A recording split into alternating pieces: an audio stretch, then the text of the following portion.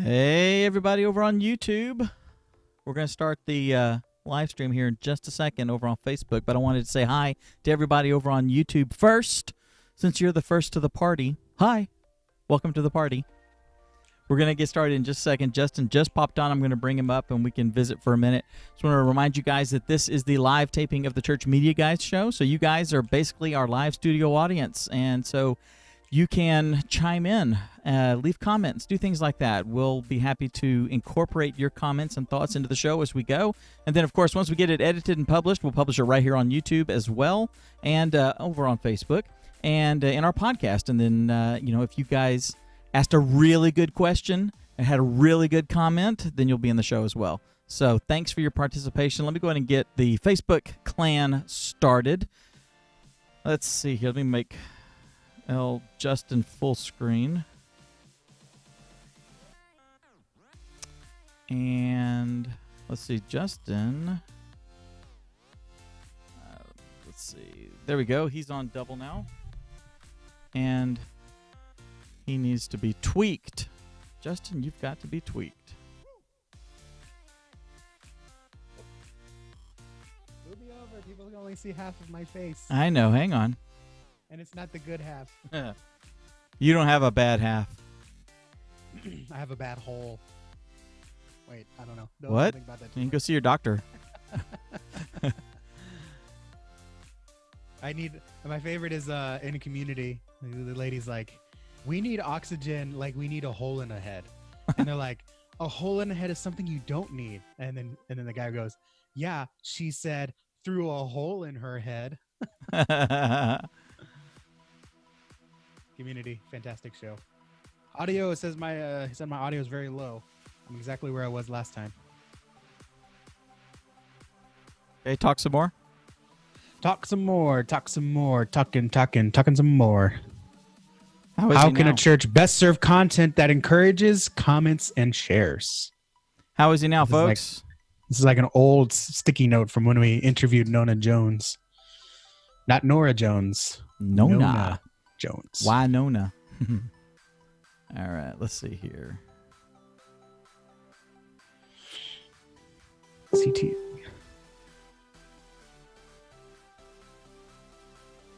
didn't hear me cough, right? No. Okay, so it's using the right mic.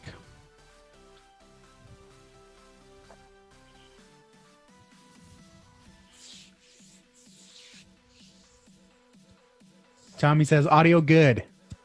Thank you, Tommy. Good. Audio is good. Audio is always good.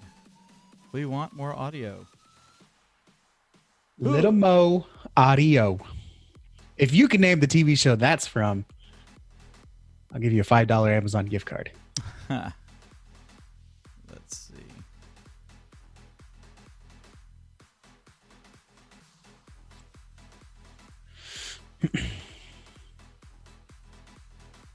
Sign in to chat. I've already been signed in. All right, folks. We're going to get started. I'm going to kick it over. Lego. As soon as you go live on Facebook, I'll send the email. And we are now live on Facebook. So hello to everybody out on Facebook. Hi. Did you like that? That was like 3D stuff I'm doing at you. I'm Dave. This is Justin. We'll see. Justin he's on that side. There's Justin. Yeah, see? Look, he waved at you. He cares. We're going to get started in just a moment. We are doing the final setup for the show. This is the live taping of the Church Media Guys show. And basically, you guys are our studio audience. So you guys get to hang out with us while we tape our show. And then, if you've got questions, if you've got comments, if you've got thoughts, if you want to tell us that we're completely wrong and complete dolts, then you can, of course, leave comments. And if they're really good, we're going to have them in the show, which means you guys will rate the podcast and the edited version and all that. And that's what we want. We want to interact with you guys. We want to know your thoughts. We want to know if we're on the right track. So be sure to, number one, say hi. Number two, leave a comment that contributes to the conversation, and feel free to leave lots of comments that detract from the conversation. We're fine with that too. Yeah, I love it when the chat has their own conversations. It's yes. Like on the Justin Novice show, I had gone on. I talked about websites, and then I talked about this week. I talked about words you shouldn't say in your church communications. And as I went on to talk about something else, the chat just kept talking about words that you shouldn't be using and what words how they come across versus how we want them to come across. And so it was pretty cool. Eventually I had to stop paying attention to the chat because like we would have never gone on to the next Exactly. You know, so that was a lot of fun. When we were doing Geek Beat Live, we would meet. We would do the live Geek Beat Live show every Friday at 3 p.m. Central, and then I would take all that stuff and edit it and put it out on the cable network on YouTube TV. But during that live show, we had all kinds of people. We even so you know them as Nest cams, right? To the cameras that is a part of Nest and all that. Yep. We were like with those guys when they first got started. They sent us a bunch of them. They were actually a company called Dropcam at the time, and they were like security cameras and other types of things. And so we basically had a network. We would let people have access to the back end of our Dropcam and be able to switch and watch what's going on. We had one in John's office. We had one on the set. We had one up front on another area. We had one in our co-working space and all that. So we could walk around and they could just be a part of our day of viewers. And what was really cool was that was it YouTube and Facebook were blocked in China, but the Dropcam wasn't. So we had an audience of people in China that would log in and communicate with us through an IRC channel and would watch everything we did through the Dropcams. So they'd watch us do our live show from a, like a spider on the wall, from a spider web, type view. And it was really cool. But one of the things that was neat was because we were so regimented in doing our show at that time, the chat room would usually start before we did. And they would start talking and having conversations. We'd come in and do our show. We'd talk with them. We'd stay after. We'd do all this sort of stuff. And then like when we were traveling on Fridays, they would have the show without us. That was really cool. There were like 2 or 3 moderators who would come in and say open discussion or something, and people would sit in there and visit for the hour and a half or so that we would have done a live show. We're not even there. I mean, it was crazy. It was neat. All right, we look good. I think we're good to go. Okay. Let's see. Stop the music. All right.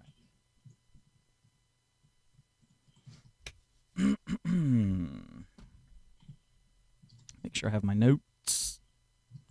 I got my notes. I see your notes. Okay.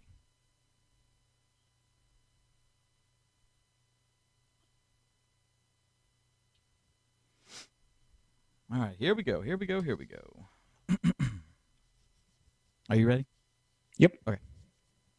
Email sent? Yep. I have not looked on YouTube. We look good over there? Oh, yeah. All right, good. Even better than Facebook.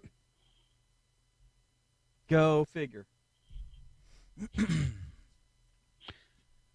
right, so we're doing, what was it, the best Easter preparation checklist? Oh, I didn't give you the keywords. Easter planning, Easter 2019, Easter preparation. Say that as much as you can. Okay. Easter planning, Easter what? Easter planning, Easter 2019, Easter preparation. Okay. Planning, preparation, and 2019. Just throw Easter before that.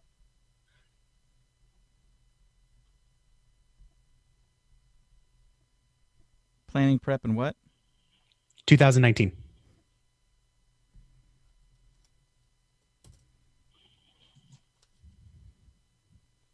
All right, here we go. I like it. You did the same thing I did. That's perfect. All right. All If you don't know what we're talking about, I'll tell you if you're an insider.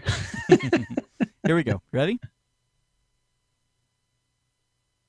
Easter 2019 is right around the corner, and being prepared is the best way for your services to come off like gangbusters. That is what we're talking about today. Was that good? That was great. Thanks. I try. What is a gangbuster? Oh, my gosh. I know the phrase. I just don't know what a gangbuster is. Is that like when the police would raid? Yeah. In the 20s or something? Uh-huh.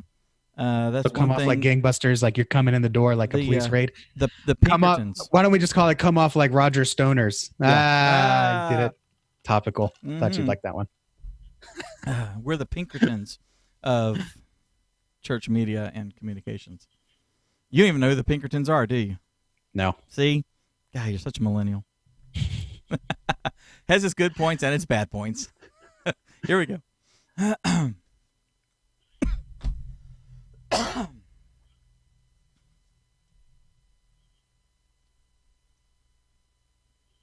Hey guys, welcome to another thrill-packed episode of the Church Media Guys Show. If we have not met, I'm Dave Curley, and I'm the founder of ChurchTrainingAcademy.com, which is a place where you and I and other media-minded and ministry-minded folks come together to learn how to use and exploit media and technology so that we can take the gospel to the world.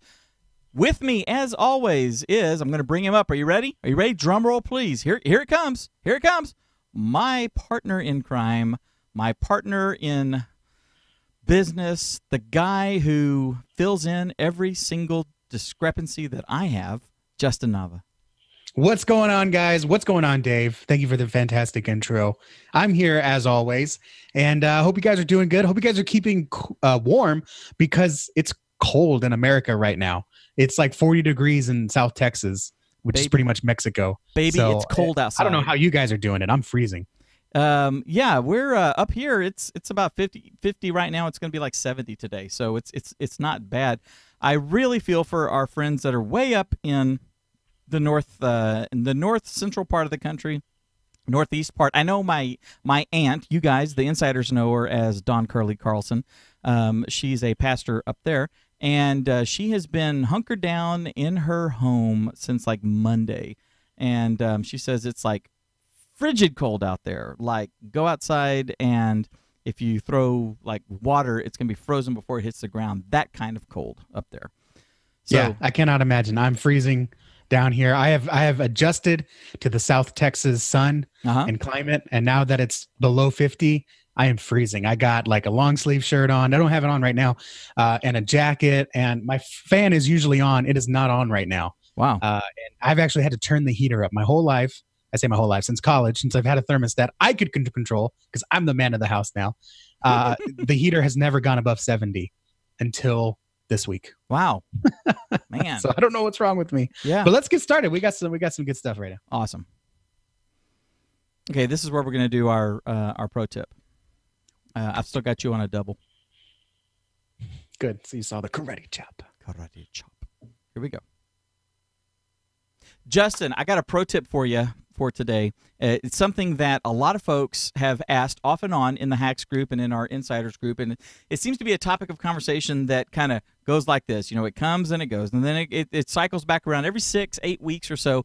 Someone asks this question, and so I figured I would basically share with the rest of the world what we pretty much always share in the Church Media Hacks group. By the way, if you guys are interested, go to churchmediahacks.com. It's a private Facebook group where you can hang out with us and a whole bunch of other people just like you, learning how to do all kinds of cool stuff, like use this tool that I'm going to show you today. Check this out. A lot of people ask the question about, hey, how do I get closed captioning on our live stream? How do I get, you know, without having like somebody in another room sitting there going and typing the whole time? How do I get that to happen on my live stream? You know, they also want to know how to have captions and titles and stuff that are not auto-generated like from YouTube or Facebook, like a transcript, basically. They want to know how to have that stuff on their videos. I've got a really cool tool I want to show you. Justin, have you ever heard of Web Captioner?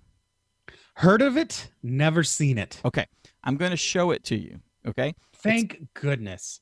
You are that is a scratching an itch that I have, because I am interested in what does it take to do this exactly, and hopefully after you see this, you'll be able to sleep tonight without, you know, throwing fits and stuff. I'm hoping that this gives you solace. Okay, check this out. If you go to webcaptioner.com, webcaptioner.com, you're going to come up on this page, and it's going to be like, what? That doesn't look like anything. This is a mix of a here's some like instructions and all this kind of stuff. They got a little community, got a donate button, all that sort of stuff. But the big button that you see up here in the top corner, this is to start captioning. All right, now one of the things that's really cool about Web Captioner is that it can integrate with vMix. What is vMix? Let me cut back over to our double here.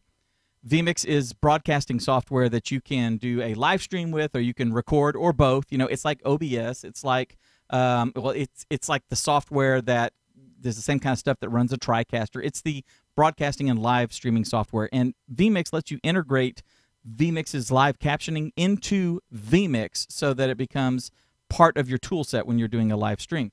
You can also do it other ways, okay? There's other things you can do to incorporate it into your stream. When you are in vMix, you want to hit Start Captioning. It may or may not, depending on if you've said yes or no, prompt you for giving access to your microphone. And once you do, you basically hit Start Captioning. And as you can see, it is already saying the things that I'm saying. Take a look down at the bottom. You'll see it says too quiet, which means it's having a hard time understanding or hearing what I'm saying. So I may need to turn the volume up on my microphone or the input level or what have you. But as you can see, it's doing a relatively good job of automatically translating what I'm saying into text. Now, there's a couple of little issues here that basically the people that are reading this live would be able to understand the context and put it into the appropriate bucket in their mind and know exactly what you're saying, unless you're just flat out mumbling and babbling. So this should work just fine. Now, what's cool about this is once it's all done, you can actually take this text and export it out and then clean it up and make use of it however you need. It's way cool.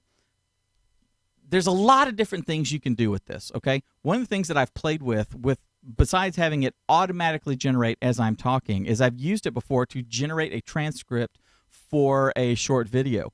How did I do that? I turned it on, okay? I run the sound for my computer through a mixer. So my microphone input is a mixer with the computer sound, the microphone, another computer plugged into it, my iPad that you guys hear the music on plugged into it, all that sort of stuff. So my microphone, my line in, has a whole bunch of inputs.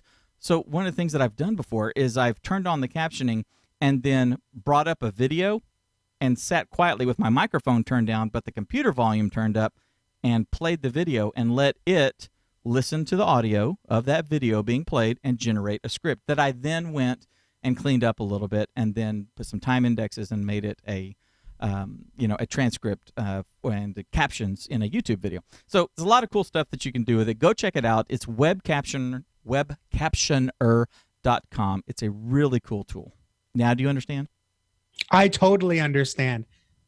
Tommy said web captioner is great unless you have a Southern accent. So, Southern Baptists, if you're down here in the South, like me, maybe you get to go through and clean it up. I imagine it also doesn't help, Dave, if you preach when you're drunk, but hopefully that doesn't happen anymore. Right. Yeah. Because some of those churches in the South, instead of using grape juice or actual wine, they're using white lightning in their communion. Just kidding. Oh, yeah, we'll cut that out. Tommy says he thinks web captioner was invented for the church originally as well. So, and Adam in the comments says, sweet program. So, yeah, I think so. And let me say this, put this in the recording. Let me say this.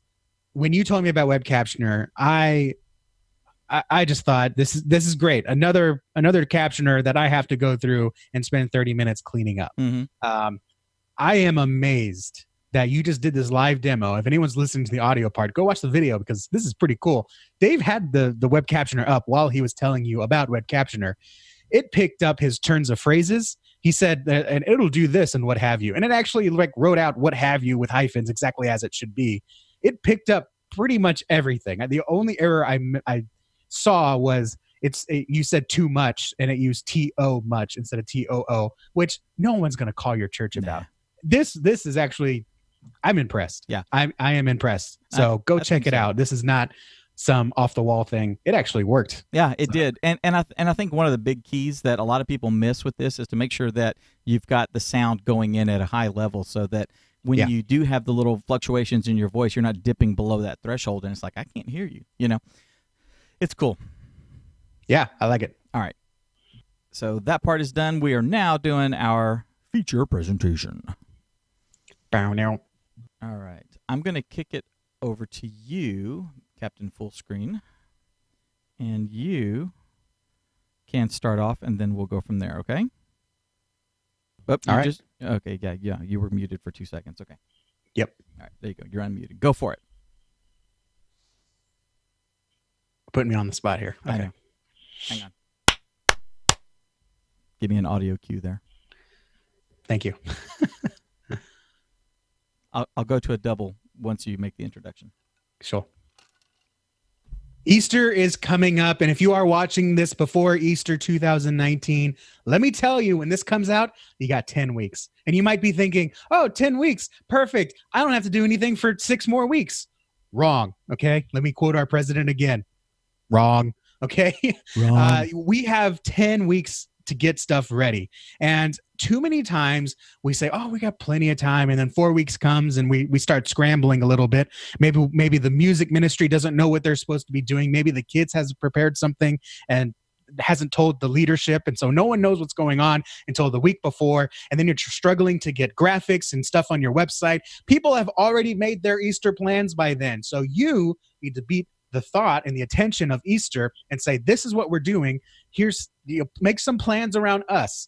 Don't try to fit us in your schedule. Plan around what we're doing. And to do that, you got to start preparing early. So today we're sharing our Easter preparation tips for 10 weeks out, because this should go out about 10 weeks before Easter. We have a 21-point checklist that you'll be able to download, link down below, that has all of this and more. Because the show cannot be 5 hours long, we got 21 checkpoints that you need to look at 10 weeks before Easter starts. We're going to go over 5 or 6 of them today. Dave, are you ready?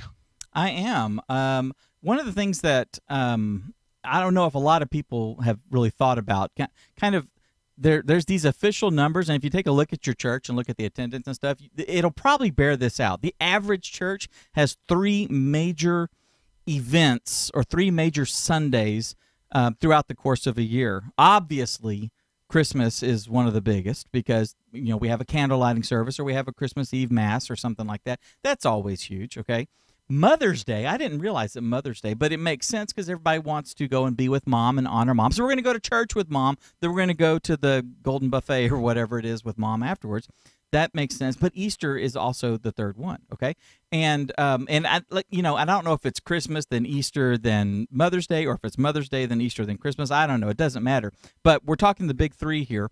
And basically, I'm not going to lie, the 3 thing or the list of things that we have here, like that kind of works for each one of these. We're focusing on Easter because we are, at the time this drops, exactly 10 weeks out from Easter, okay? So there's a lot of stuff that you guys need to do, that you need to look at, that you may not have thought of. And some of it, Justin, in our list, am I right? Some of it is like walk around and check the paint in the hallways and make sure there's not a chip that needs to be. I mean, yep. We get down to that kind of level, as well as some like really big picture stuff as well. Yeah. So this is something that, you're not running cabling right now. Okay. Right. You are in, this is the planning stage. This is the Easter preparation stage to get you ready down the road, because you want to measure twice, cut once. Okay. Right. You don't want to just start throwing stuff together. So let me start off with number one. Okay. Number one thing I think that you need to start preparing for your Easter service is, number one, get volunteer commitments. Yes. Okay. It is January 31st, the time that we are recording this. I can already tell you my Easter plans, as well as most of your families are already thinking about Easter. Men and women in the workplace are already thinking, do I have Good Friday off? And if not, am I taking it off? They already know if they're traveling. They already know if they're seeing family. Moms are already planning what their Christmas parties are. Grandmas are planning what time and when everyone's coming to the house. So volunteers know what they're doing this Easter. So you need to go ahead and figure out, how many volunteers am I going to have? There's nothing worse than walking into a children's ministry the one time you go to church a year and they're short-staffed. That's just awful. That's terrible. Horrible. And it's not a great impression. And that might be one of the reasons they only come once a year. Oh, they're never staffed. That's because you're always only here. Right, exactly. So go ahead and tell your volunteers, get their commitments. Hey, are you going to be here for Easter? Can you serve on Easter? We got more kids in the children's ministry. We got a bigger Easter program. We need more people in the booth. We need more greeters, more ushers, because we're expecting twice as many people. Get those commitments now. And if they can't come, they're not going to be there. So there is no question, okay? So put the word out now to your volunteers. Are you going to be here? Let me know by next Wednesday, okay? This way you get a commitment from them, and you know how to plan for your resources and your budget and how many people and bodies you need out there serving in your church. Yeah, and if a bunch of your A team is going to be out visiting their family and stuff, you've got several weeks now that you can train these people in a position that they may know a little bit, but you've now got several weeks to be alongside them, let them work with your A team and learn how to do that thing. So that onboard them. Yeah, exactly. Now's a great time. Good call there. One of the things that I think folks need to do is the media team needs to like get a fine-tooth comb and go through the sound system. Now's a good time to do things like if you got a direct box that is giving you some grief, you get a little hum coming out of it or something, now's the time. You got 10 weeks. So now's a good time to, hit Guitar Center or something and get that box replaced. Or if you got somebody that's a solder, demon and knows how to get in there and fix it and stuff, now's the time to do it. Trace out the hums, trace out the broken equipment, the microphones that that need to have a capsule replaced, all that kind of stuff. If you've got an amp that's got a channel that's like weak or giving you problems or something, or if you got a speaker that is crackling, now's the time. You've got 10 weeks before it's go time to get something ordered, get something replaced, get a bad cable fixed, whatever. Go through it. Now is a great time if you have not done this in a while. Like some churches, maybe not since you set up the sound system originally. Go ahead and like re-EQ it. You've got you may have more people than you had when you first set it up and stuff. So go ahead and go through the process of rebalancing the room so that the experience for the people that are coming can not be a distraction, but help them come to a point of worship. It's really important. You've got time, 10 weeks out. Go ahead and start tracing some of these little things that you've just kind of been, I'll fix it later. Absolutely. And that's kind of bleeds into my next tip. I think there's tons of things around us throughout our building and throughout our ministries that we always say, that's not priority. I'll get to it later. Right. Starting now, 10 weeks from Easter, it is later. Okay. It's time to get it fixed. Because there are people that are coming on Easter.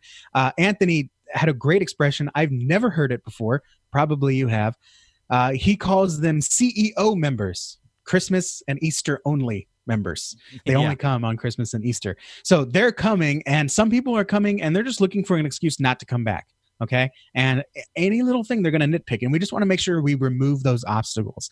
So speaking of removing obstacles, tip number 2 that I have tip number 3 overall, I guess, is go ahead and give your website an audit. Okay. Same thing as you're auditing your sound system and looking for those little glitches and fixing all the cables and, retaping the ends, maybe if they're falling off or coming loose. Give your website an audit and just take a look at from a fresh pair of eyes.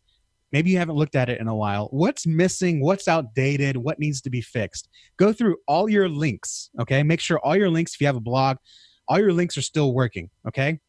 Google does not like bad linking. If it knows there's a link on your website that goes to a bad place or a place that doesn't exist, maybe a 404 error, it knows that that's a bad customer experience and they will downrank you, okay? There's a lot that goes into search engine optimization and getting higher in Google. That's just one of them, but go ahead and fix that. Same thing if you have leaders on your page, there's no telling. I think I've told this story before. I went to a church expecting to see one pastor that was listed on the website, and we got a totally different pastor. Right. So even their senior pastor on their website was outdated. Fix that, okay? I was very disappointed because I went expecting to see one guy and I met someone else. So fix that information. Go through your children's ministry page. Are the pictures updated? Do you still have photo releases for all the kids? The youth ministry page? Is there anything listed? Maybe it says, "Oh, we enjoyed camp 2014," and you're like, "Oh boy, we haven't been to that camp in like 4 years." Yeah. So fix that, okay? Write a new blog post at least. Yes, exactly. Last blog post was written back when Obama was president.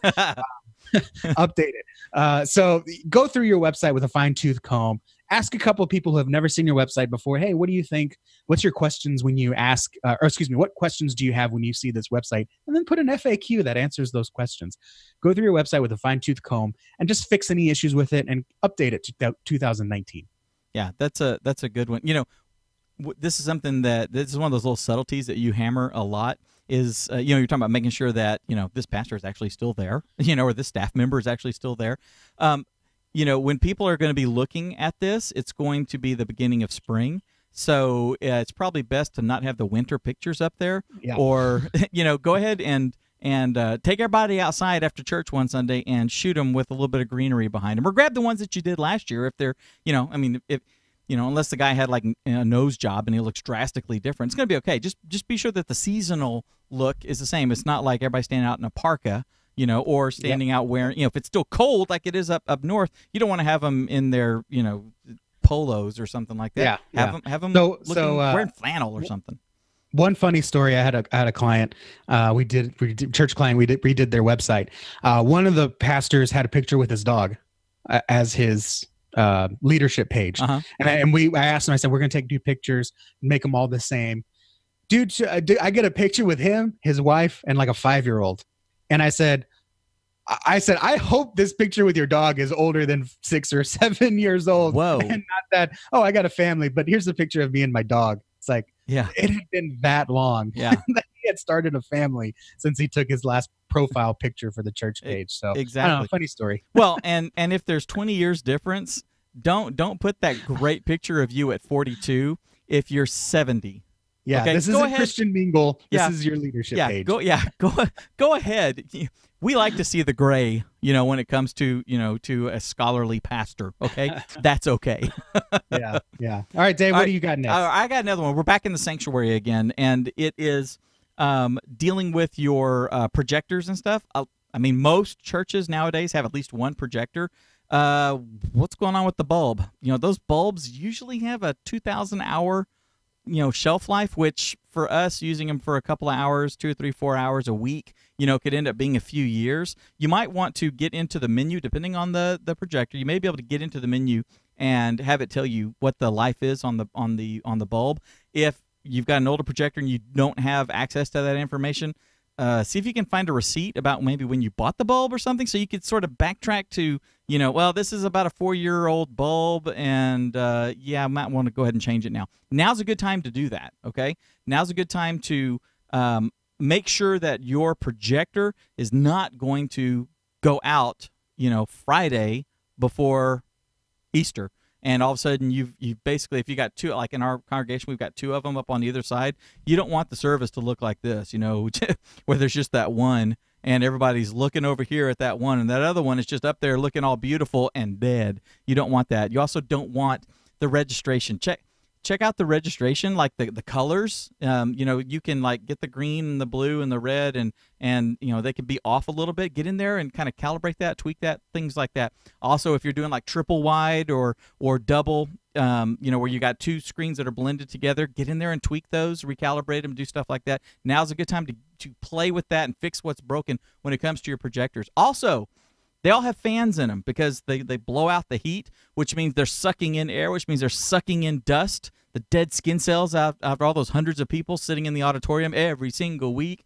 So go ahead and get those filters cleaned out, blow it out, get stuff like that, so that thing will not give you any issues when it comes time for all those CEO people coming in on Easter Sunday.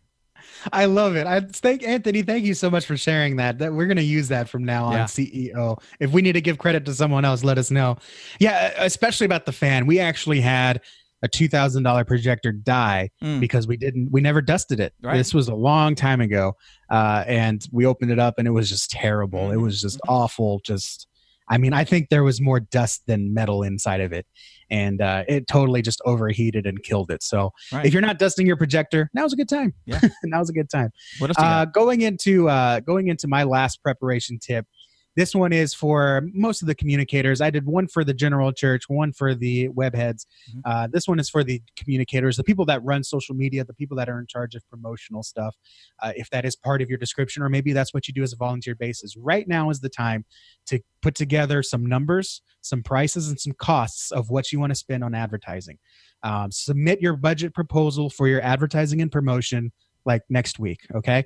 10 weeks away. Now's the time to see, okay, this is how much I want.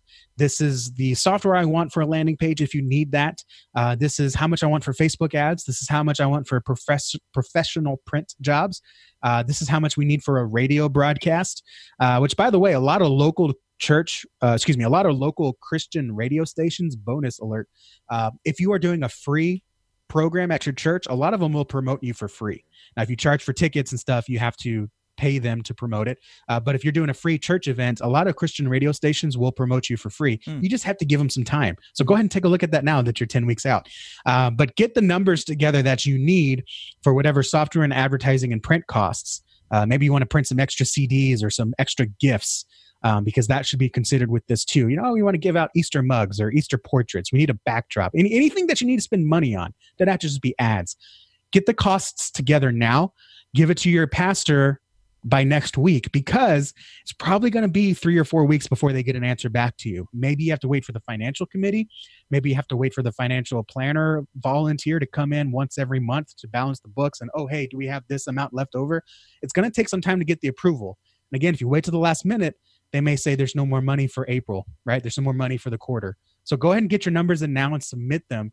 And then hopefully they'll come back within 4 weeks and say, yes, you can have this money, or worst case, we got you half of it. Right. So go ahead and start putting those numbers together now and submit them to your pastor or leadership, whoever is in charge of giving you the okay. Yeah, that's good. That's good. And while they're working on that, you can be working with the other team to get all the actual artwork done and the proper formatting and all that sort of stuff, and formulate the plan, that you're then going to apply the money to. All right, so back in the sanctuary, I want to talk about lighting for a second, and we're talking about both the sanctuary lighting, the house lights, as well as like the stage lighting and the accent lighting and things like that. Go over all that, okay? Do an audit on that. Walk around looking up, turn on the lights, and then, stand in the balcony or in the back of the room and look where you see a dark panel. If you've got like these kind of like single chandelier kind of things with the panels, or if they're up in the ceiling, walk around and make note of everything's supposed to be on, that one's not, okay? Draw yourself a little grid, little map, whatever. Make note of that. Do the same thing with the lighting that's your stage lighting, okay? Blow all that stuff out, get it all up on the stage, and go around and make sure that this, everything is the way it's supposed to be. Make note of all that, and then get things replaced. Now, again, is the time to do that. And you need to coordinate this with, if you're in charge of the lighting and then someone else is in charge of the visual display and the other media and stuff like that, be sure you're coordinating with them, because if you guys need to rent a scissor lift, if you got a 25-foot ceiling, then you're either going to like be putting scaffolding in there, or you're going to be renting a lift to come in. Listen, lifts are $1,500, $2,000, to rent those things to come in, especially if they have to be manned. Okay, depending on the lift company. So you need to coordinate all this so that once you get up in the ceiling, you're taking care of everything at one time. You're replacing the lamp on the projector. You're then rolling over after you've dusted the projector. You're then rolling over and changing a light bulb, and then you're rolling over to the stage area and changing out a couple of the LED panels, or, replacing DMX cabling or anything like that. Go ahead and try to get all that stuff taken care of at one time, so that it's a 1 or 2 day thing, as opposed to, the scissor lift just drove away and we need to replace these light bulbs. I guess we should have done that at the same time. Trust me, when your congregation is full of new people or people that are coming back after several years of not being there, and they decide, let's look at this church again, now is the time to make sure that they're not distracted by everything from a panel, a light panel that's out, a dark spot on the stage, a dark spot in the auditorium when the house lights are up, or even a ceiling tile that has fallen or that is loose or something like that. Try to get all that stuff taken care of in 1, 2, or 3 day period when you get a lift. But be prepared to know all these things have to be taken care of this one time, okay? Got to be good stewards. Yeah, Chris brought up a really good point.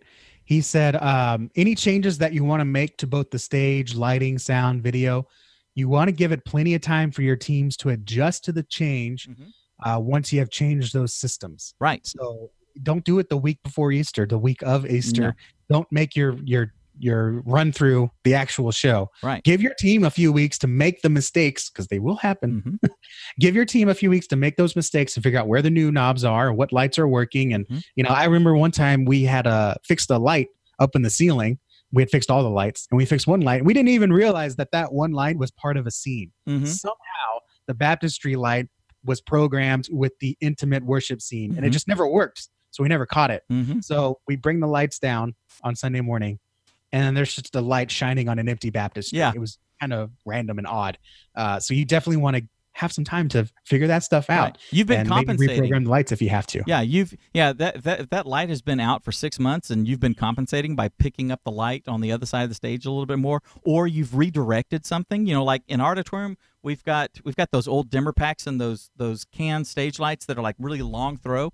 We go stand on a chair back there and reposition these things. We're like, to fill in and stuff like that. All of a sudden, you get 3 of them fixed, and now you've got this spot on the stage that's like almost on fire because you've not compensated for it. So yeah, get all those kinks worked out. Now's the time. So I mean, like tomorrow morning, Sunday morning, tomorrow evening, you and a couple of guys after work or whatever, go in there and start running through and with your volunteers and stuff and making note of all this. And by the way, check with your volunteers if you're in charge of this and you're not. Like if you're overseeing several different departments and you've got a volunteer who knows the sound system or knows the video system or knows the lighting system, and you're really not, I know how to turn it on, but I don't really mess with that, lean on them. They know what's broken. They know the nuances and things that, yeah, let's go ahead and get that fixed now. They're the ones that will bring the wisdom of the specific system and what needs to work and what doesn't need to be fixed, etc. And let me end on this. Perhaps we should have started with it, but if you hung out till the end, I'm very glad you did. Give me just a sec. My computer's ringing. Okay. If you've listened to this and you say, Justin, Dave, these are amazing ideas. And yes, you're absolutely right. But my pastor has not picked a theme. My pastor does not think about Easter. We still haven't even taken down the Christmas decorations. We still got a wreath hanging up in the sanctuary. Hey, wait, we took down our Christmas tree here at our house last night. Kat did that. So if that's you, if you're saying this is all sounds great, but my church doesn't work like this, I understand. And yes, this is the whole theme of the episode is planning for Easter 10 weeks out. If your church is like that, this episode is planning for your Easter 10 weeks and 1 year out. Okay. If your pastor says, I'm sorry, I don't have this, I'll get it to you maybe in March. Okay. What you need to do in a very lovingly, non-malicious way is take note of everything that didn't get fixed by Easter. You say, okay, Easter morning, the projector still doesn't fit the screen. The light is out. We don't have sermon slides because you didn't give me the theme until Thursday, until Good Friday, right?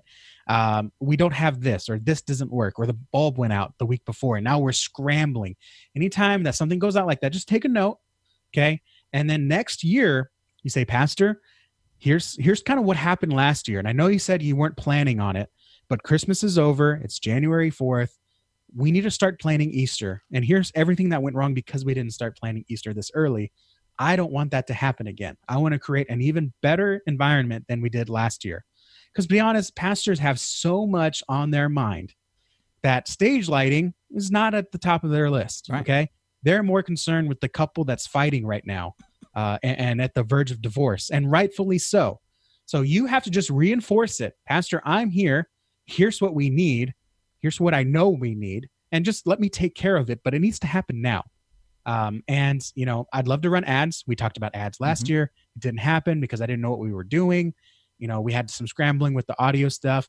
If you just let me know what you want to do now, take a week, take 2 weeks, 8 weeks, right? Getting a theme 8 weeks before is better than 4 weeks before. And let me know what we're doing so we can plan this and have this ready.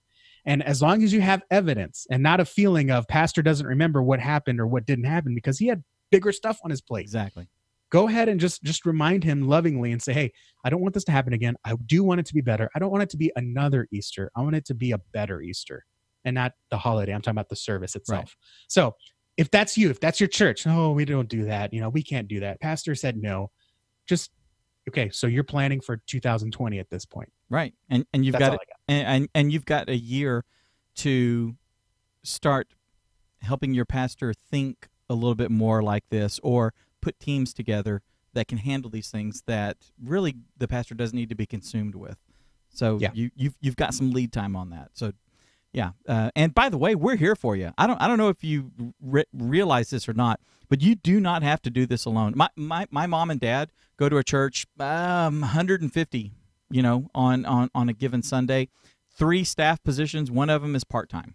And, I mean, very small church. I want my mom to know that she's not alone when it comes time to, bulletin designs and artwork to promote a event or something like that. She's not alone. You're not alone. Okay. Your staff is not alone. If you're a pastor in a church plant and it's you and your wife or your husband, you're not alone. Church Training Academy is here for you. If you go to churchtrainingacademy.com/join, you can, at the time of this recording, and maybe if you're watching this, because it's coming out like this week, like in a couple of days, you may get in under the line. You can still get in for a very affordable monthly price to become a CTA Insider and have access to all kinds of training and tutorials and tips and a community of people that are here to help you. Some people have done stuff that you're wanting to do, and they can share that information. Some people have ideas that they want to know if it's going to work or not, and you've already done this, or you've come up with a way to do it in a much more cost-effective way. That's what our community, that's what CTA Insiders is for. And one of the biggest benefits of being an insider, besides the training courses that we have, besides the tutorials, besides the private Facebook group where basically we can all just ask each other questions and stuff. We have twice a month, we do a live mastermind, what do we call it? A group coaching, where we're all the members that are available for that 2-hour time period on Thursday night come together and bring whatever the situation is, whatever you're going through. Christopher Hall out in, is it Nevada or Utah, wherever he's at, out there, so Reno, there you go. He's out there, and he was putting together a little studio because they're going to do like a little Q&A type show that they're doing, he and his pastor. And so he was putting it together, and he was showing it to us in the last one, and we were helping him tweak right then, do this, adjust this light. Here's how you can take care of that backdrop, stuff like that. Fixing whatever the problem is or whatever needs to be tweaking, doing it live, like right then and there, like all together, and everybody gets to chime in and share their knowledge and their resources and stuff. It's absolutely wonderful. Would you say that becoming a CTA Insider is worth it, Justin? Yeah, it's absolutely worth it. And again, I know people tell us, I asked our email list, hey, how come you haven't joined CTA Insiders yet? And everything I got was, my church can't afford it. I'm at a small church. My church can't afford it. I can't even get $5 to take someone out to start. Okay, fine. I get it. We did a poll in our CTA Insiders, and over half of them pay for it out of their own pocket. Okay. And if that's going to be you, right now is the time to join, because it's only $27 a month. If you're listening to this with 9 weeks to Easter left, it's too late. The price has gone up. Still $37 a month. Other people in our space, in the media space, charge $500 a month. Yeah. So $37 a month is nothing compared to those guys. And we're going to go along with you. And it's just consider it a gift to the church. Consider it a gift to yourself and time savings. Just to let you know what we talked about last night. Last night we had our mastermind, and then I got to go. We talked for about 2 hours. That's about the typical mastermind. We came out with 8 lessons learned. First, we talked about getting started podcasting, defeating the nerves of starting. If you are starting a podcast, maybe you are starting to put your sermon out there, you get nervous. So we talked about that. We talked about Instagram stories and how to get more engagement. We talked about esports ministry, live streaming, Twitch, and what exactly should we do about that? Chris gave his podcast studio tour. One of the favorite things we talked about last night was the lowdown on Instagram follower accounts. We talked about, growing your Instagram page and what follower count really matters. And it's not just about your follower count, and it's not about who's following you. It's about the social proof that they provide. So we talked about that. My favorite thing of the night, it was the last thing we talked about, tips for making logos faster, especially when you have nothing to go on. You ever had someone come up to you and say, hey, I need a logo by tomorrow. What do you want it to be? And they say, I don't know, you make it look good. You don't have much to go on. You got to make it fast. And then, of course, you make something and they say, that's not really what I had in mind. Can you go make it again? Please. Thank you. I don't know why I did a face there. We talked about that, making your logos faster. And then we helped Tommy troubleshoot his computer. And the last thing was, we talked about YouTube and Facebook watch times. We kind of demystified that. And what's a good watch time? I think we all learned something there. So that was a good one. That's what we talked about last night. If any of that stuff interests you, or if you're like, man, I had that question, first of all, when you join, those videos go up No, sorry, that was last week. We talked about it last week. Right? Videos are going up. I edited them last night. Right. Videos are going up today, so you can go back and watch those previous clips. Yeah, we're archiving all these in there. In a big searchable knowledge base, basically. I mean, ask a question or put in a keyword, and we will have, or very soon, be covering that topic. I'm really surprised. Yeah. And of course, if there's anything missing, you bring it. You're never more than 3 weeks away from having the next mastermind and be able to bring it. And if that's even too far away, you have the Facebook group. Right. You post a video. You do a studio tour. You say, this is the issue my computer is having, and you share your screen.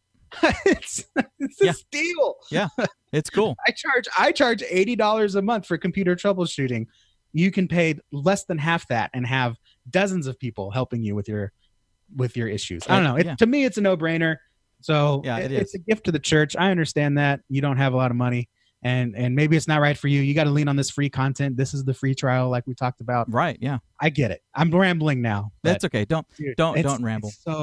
It's so worth it. Yeah, and it is worth it. And even if you can't afford it, that's why we do the Church Media Guy show. That's why we do some of the free tutorials and the pro tips and the Justin Nava show and the interviews and all this sort of stuff that we are doing for the community at large who may or may not be able to afford it. We want you guys to know that we care. We do have a large altruistic streak in us. We want to serve. We want to serve. We want to serve. But we also want to take it to the next level, which is why you can become a CTA Insider. By the way, if this has been helpful to you, please leave a comment below. If you have questions or thoughts or anything, leave a comment and let us know. Be sure that you smash that bell, ring that bell, whatever it's called. Smash the like button. Share this with your friends. Do all that sort of stuff. Check out these videos right over here. Okay, there's some other stuff that is going to be helpful. Hopefully one of these two will be really helpful to you. And be sure that you take anything that you're learning from us here and use it to go out there and change lives. Hey, why are there boxes on my face? What you're like in the Brady Bunch, man. You're like, hey.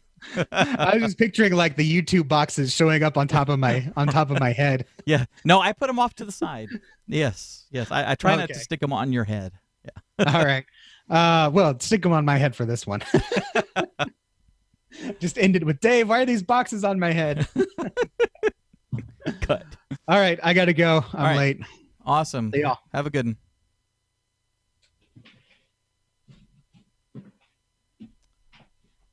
And let me end the meeting, folks, and we can talk for a few more minutes. Yes. No, because you're sick and you've got a throat thing. All right, guys, let me check what's going on over on YouTube and the Book of Faces and see if you guys have any questions or anything. I will be happy. I'll be happy to answer any of those questions. I need to log in over there on the YouTube. I'm going to do it on this screen so that I'm looking at it, so I'm not like turned like way over here on my Windows Surface thingy. So bear with me 2 seconds. There it is. Church Training Academy. There we go. By the way, if you guys have not subscribed to our YouTube channel, please go do so. Go subscribe. We have a lot of really good stuff over there. I'm getting ready to do some tweaking. Need to create like a welcome video and stuff like that. So I'm going to be doing all that stuff to flesh out our channel just a little bit more. But we really would love for you guys to be a part of it. There's some things that Justin and I are doing that are only going to the YouTube channel. There's some things that are going to the podcast. Like this, like the Church Media Guys show. Do it on the YouTube channel. Throw it up on Facebook. Have a video podcast and an audio podcast for you. Justin's show goes to is Facebook Live and going to YouTube and then going out as an audio podcast. The pro tips, are going on YouTube. They're not going on the podcast. So, you want to make sure that you get that you're getting the stuff that we're creating in the appropriate channel. So subscribe to the podcast over on iTunes or through your podcatcher of choice. In fact, if you go to churchtrainingacademy.com/podcast, you can see where to grab it. And then if you go to YouTube and go to Church Training Academy, then you can subscribe there as well. All right, let's see what's going on. I got Tommy over here, and let's see. It looks kind of thin over in the YouTube today, so let's jump over to Facebook and see what's going on. La. How has everybody been? How's everybody's week been? I haven't I've been like really busy this week and haven't been able to talk to everybody the way I want to. Let me jump over. If you're saying something, I'm not seeing it yet, so hang on. And let's go. Where are the...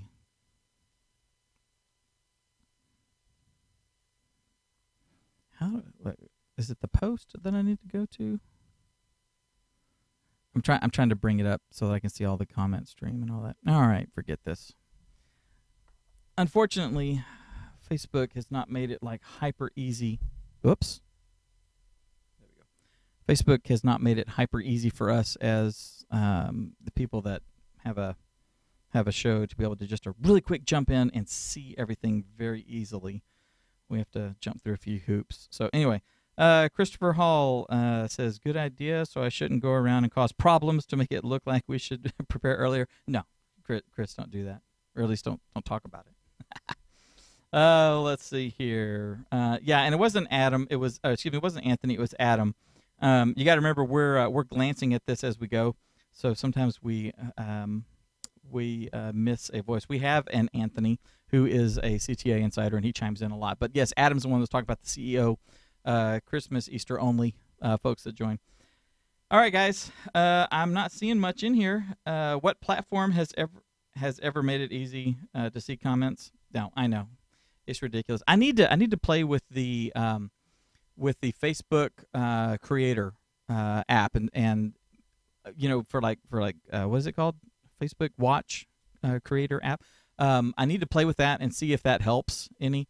But yeah, the thing is that when you go to the publishing tools and you create a live broadcast, then the window is right there. You can see the particulars, like we're broadcasting at 1280 by 720. Video bitrate is 2.42 megabits. It's 30 frames a second. The audio is 140K. You know, we can see that information, and I can see that it's going. I can see that we've been live for 53 minutes and 20 seconds. I can see all that. But that is from when I created it and then went in and hit go live. So now I jump back over to the Facebook business page, and when I go to publishing tools, then it's like, okay, here's the performance. Here you can play it. You know, here's what the engagement's like. Show me a stinking comment stream. Let me see what's going on here. Make it really easy for me in the middle of a show if I need to switch over to another computer to bring up all my stuff so that I can continue to, you know, come on, Facebook. I mean, you guys are like really, really, really good at mining all of our data and selling it to anybody and everybody in the world, you know, and feeding us ads and stuff like that. Make the tools that help us create content on your platform, make them like super slick and professional and easy and really easy to jump into on a whim as a creator. Do that for us so that we're like really happy about the platform, and then, you know, we can continue to like use the tools and not be frustrated at you. You know, make your company the company that we love, and not the company that we love to hate. To love to hate the necessary evil. Come on, Facebook, you can do that. Wow, did I just rant? I did. Huh. Go figure, me rant. Let's see, Ramon, church leaders don't see the vision.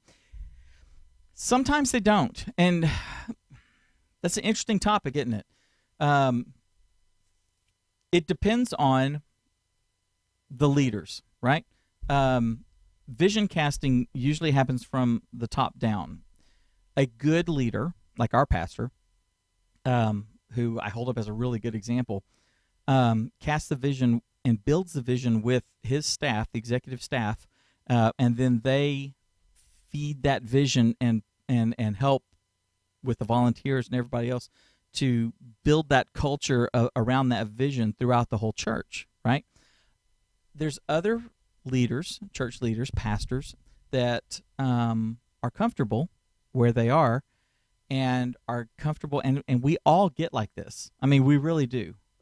All of us, you, Ramon, yourself, me, as a husband, parent, business owner, guy who, you know, does church training academy, volunteer at my church, you know, church staff position.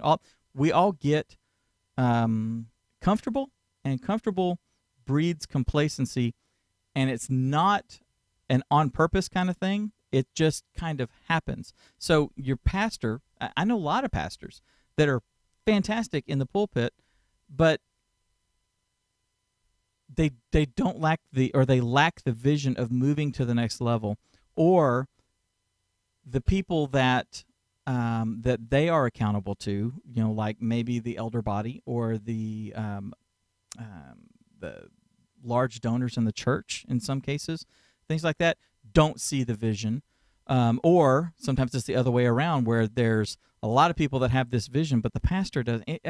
I know it gets tenuous and it gets annoying and it gets really frustrating, and I understand that. That's why it's up to us to continue to put some vision out there and help them, if we can, develop some of that vision so that they can move to the next level. They can move that body to the next level, or just enrich that body. Through the way that we're serving them and the way that we're helping them draw closer to the Lord. So I feel you, dude. I was swimming upstream for quite a while, like 10 years, at the church that we're at now, at our current church, saying, hey, guys, we really need to do this. And, I'm here, but there was a lot of complacency in various areas, or, well, this is good enough and this is good, and it frustrated me to a point where I just kind of said, fine, y'all do your media ministry, and I'm going to go sit down in a pew, and I'm not engaging, okay? I'm going to use the talents that I have, that I want to bring here, that I seem to be fighting against with some of the, I'm hurting my feelings because this is something that I built. Oh, okay, fine. Go ahead. Yeah. I'm just going to go and, take all my talents and put them into a TV show. Put them into a tech, giant, with GeekBeat TV. I'll do that. I'll take all this stuff, and instead of, putting it here because I'm hurting your feelings, I'm stepping on toes, I'll just go do it and make a whole lot of money for other companies, So I fought against that. And yeah, I sound jaded. I'm not jaded, believe it or not. I'm really not. Because I had a lot to learn as well, and so that's why I was doing that. That's why I did everything in working in entertainment and working in tech, and I still do, doing all that because I'm building all these skills and all that. But I finally got to a point, and I finally had we had some staff changes, and I was finally able to say, hey, here's what I want to do. There's no leadership up there that I can see, so unless you tell me don't do this, I'm going to go up there and take a leadership position and start growing this. What do you say?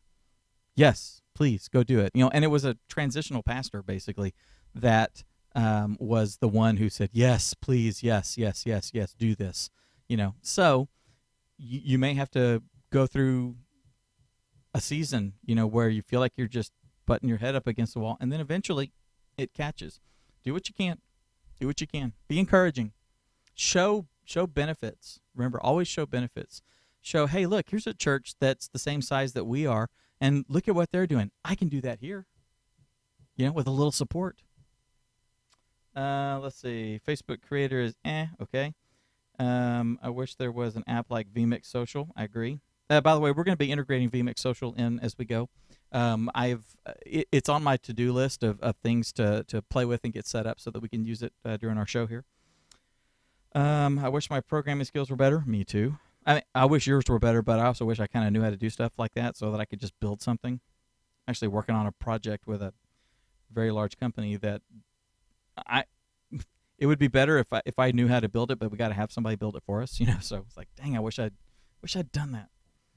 The problem this is from Chris. Let's see. Adam, our church staff rocks. Yes, they do. Absolutely, they do. Adam Shuckman here in the chat. We go to the same church. Adam does a lot of our technical stuff.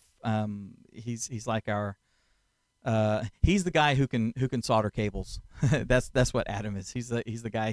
He knows how to mix sound. He knows how to tweak sound systems and do all that sort of stuff. He's like a wizard. He does installs. I mean, he's that guy, right? And he does like do the soldering and making cables and stuff. He's genius. So, by the way, in the chat and like in the Church Media Hacks group, if you have questions about that, Adam Shuckman in there is a great resource. Ask him. He's got years of experience that he can dump a little bit on you. He's a good resource. Let me see. I'm going to have to get different headphones because these are grieving me after 10 years of use. Let's see. Nancy Siebold Hinkle. Nancy Hinkle. I see your middle name, Nancy Hinkle. Nancy's done some of our church announcements. Nancy was really nervous when she did our church announcements, but Nancy did a really good job. Let's see. Christopher Hall says, the problem I see with vision with leaders is they look short-term and not long-term. But what is funny then is those people will go, why are we having problems with X, Y, and Z? And it is typically because they don't think long-term. Yeah. You know, one of the things that I think is lacking in a lot of ministries, whether it's a church ministry or a parachurch ministry, is a lack of understanding of leadership, like not good leadership training. Does that make sense? They're leaders because they're in that position, but they don't know how to take it to the next level. They maybe don't have some of the formal leadership drills. That's why it's important to read books, right? That's why it's important to find somebody who is a leader and has a book on leadership and read it and adopt some of the things that they've done. Leadership skills from people that run, Fortune 500 companies, big CEOs, leadership skills, from, kind of like you want to learn negotiating, you learn it from like reading Donald Trump's book. Why? Because the guy's a master negotiator. He knows how to do it. He knows the skills necessary for negotiation. Okay? So maybe a jackass in real life, maybe a wonderful person in real life. I don't know. I don't care. He's got the skills, so you can learn from him, right? Cool stuff out there that you can apply. Our pastor is like a great leader and is a growing leader and is learning more and more and more about leadership. Our family pastor has spent his career developing leaders and is actually like taking leadership skills, okay, and teaching and building them from the 5-year-olds up. Like, I'm not kidding. One of his visions is that like the 11 and 12-year-olds are teaching and mentoring the 7 and 8-year-olds, and it's working. It's cool. Like the youth is teaching the grammar school kids. It's cool. Developing leaders. Who'd have thunk? So yeah, leadership is an acquired skill. That people can be charismatic just like out of the gate, but refining all that stuff and honing it, and I'm not. I mean, I am a good leader in some areas, and I fail at a ton of other areas. So I'm speaking to myself too, as well as to you, as well as to your pastor, as well as about whatever, leadership issues that you're having at your church. It's all across the board, and we can all benefit from it. So I will encourage you there. And, if you hear one of your leaders lament some of that, maybe say, hey, I've been reading this book. If you're reading a book on leadership, have you read this? This is really good. Do it in a, you don't want to say, hey, you suck, and give them a book. You don't want to be passive aggressive and hand them a book, going here, see if this helps. You don't want to do anything like that. But if you can share that with them at some point, by all means do. Let me see. Deanne Carlisle. Hello, Deanne. Deanne is one of our leaders, and she's really good. She's a fantastic team member that I get to have up in the booth each week. Love Deanne. Let's see. Christopher Hall says, nope, you hit it on the nose. Well, thank you. That is a big problem, especially in churches, lack of leadership development. Yep. I know this year I want to do more self-training on worship, leadership, and worship styles and such. Yeah, exactly. I agree. All right. Anyway, that's it. I've been going for an hour and 5 minutes. I've got other stuff I got to do. I got to go shoot a couple of videos. I got a new set out in the garage. I'm breaking it in. I'm actually doing our church announcement videos on this new set that I did out here to actually use it as kind of a live lighting test. And then I am going to record the first episode of a new show that I'm doing for a new client. So I hope you guys have a fantastic week, rest of your week, Friday. Hope you guys have a fantastic rest of your weekend. Know that Justin and I love you guys. We're praying for you guys. We're here from you guys. Remember, you guys don't have to do this alone. If you're not a CTA insider, by all means, join. And do it now because price is going up next week. Okay? Have a fantastic week. Oh, I should fade to black. Let me fade to black. Have a fantastic week. Guys, take everything that you've learned and use it to go change lives.